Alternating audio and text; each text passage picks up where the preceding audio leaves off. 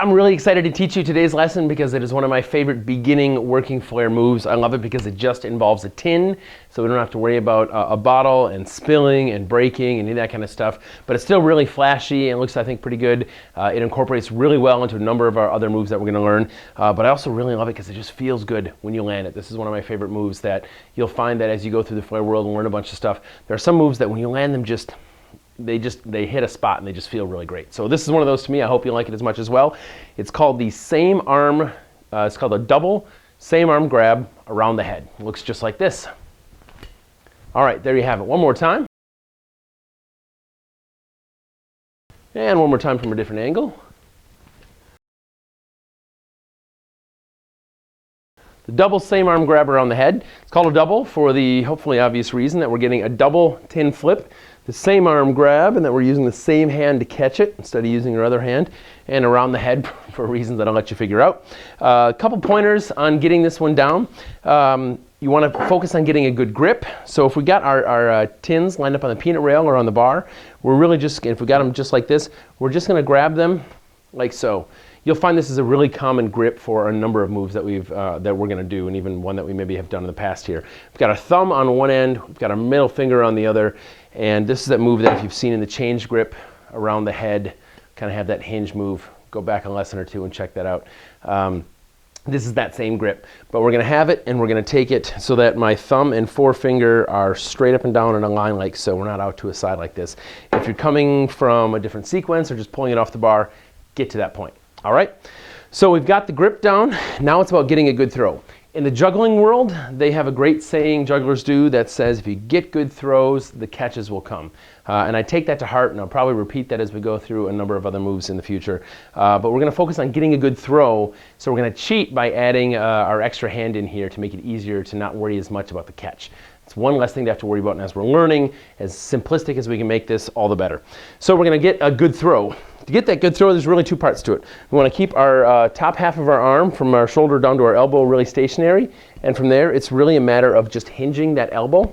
If you can see from here, what I'm doing is almost just touching the tin to my shoulder, bringing it up like so, but at the same time, I'm also turning my wrist up. I'm flicking it, but I'm not just flicking it, or I'm not going to get that full spin.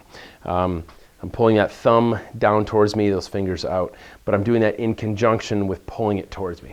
So if we're going to practice that, we're going to get a nice double. When you're first starting this, it might be a little more difficult. You're getting 1.5s, you're getting triples. Practice this. It may become easy to you. It may take 30, 40, 50 throws to get comfortable, but I want you to be able to land 9 times out of 10, getting a nice double here. You don't want it like that, and you don't want it way back behind you, and you don't want to be getting something in front of you like this. So with this hand right here, just to the left of your ear, about 2 inches, we're going to practice catching that. When we can get 9 times out of 10, this consistent throw, then we're going to go ahead and pull this arm down.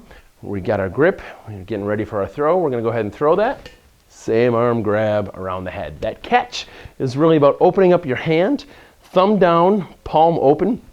You, of course, are going to grab it when it hits you, but I also want to let you know, and I'll probably repeat this again in future lessons, physiologically, there's a phenomenon, especially when it comes to juggling, that when something hits your hand, your fingers are going to wrap around it naturally.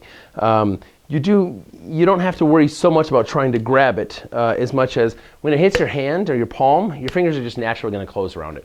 So that's something that don't worry about really trying to reach and trying to grab it here. Worry about just getting the proper placement of your hand, following it. Keep your eyes on it as it's coming up around like so.